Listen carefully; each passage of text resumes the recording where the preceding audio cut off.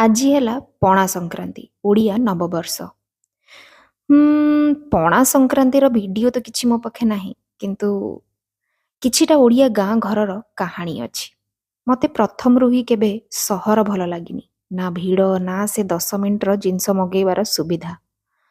ମୋତେ ଏଇ ଗାଁର ପାଣି, ପବନ, ପନିପରିବା ଆଉ ସଂସ୍କୃତି ବହୁତ ଭଲ ଲାଗେ। ଛୋଟବେଳେ ବୁଝିପାରୁନଥିଲି ୟା ମହତ୍ଵଟା କ'ଣ। କିନ୍ତୁ ଆଜି ମୋତେ ଡର ଲାଗୁଛି ଏହି ପୁରୁଣା ଜିନିଷ କଳା ସଂସ୍କୃତିକୁ କିଏ ବଞ୍ଚେଇ ରଖିବ।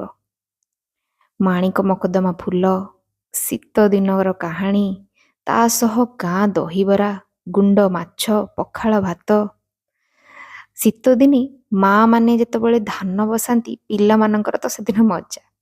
ଚୁଲି ପାଖରେ ବସି ନିଆଁ ପୁଆଁ ହବ, ଆଳୁ ଟିକେ, ସାରୁ, ବାଇଗଣ ପୋଡ଼ା ହେଇ ପଖାଳଟେ ବାଡ଼ା ହବ।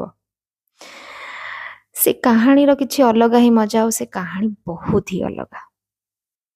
ମୋର ସବୁବେଳେ ଇଚ୍ଛା ହୁଏ କି ଏଇ ସବୁ ଭିତରେ ଲୁଚିକି ରହିଯିବି, କିନ୍ତୁ ଜୀବନର କାହାଣୀ କିଛି ଅଲଗା।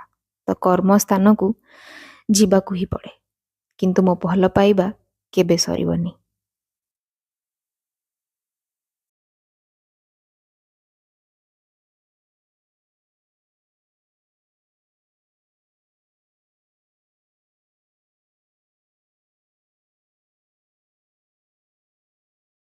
ଏଟା ହେଉଛି ମୋ ମାର ଆଲମିରା।